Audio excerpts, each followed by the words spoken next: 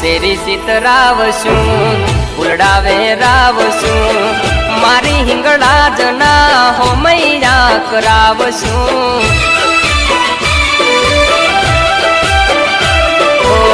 ઠાકોરના ને હડે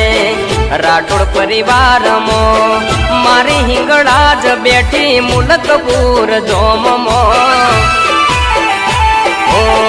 હોનાના મુગટ ઉપર હીરલા જડેલા હોનાના મુગટ ઉપર હીરલા જડેલા ધન બાયગમાં હિંગળા જ મળેલા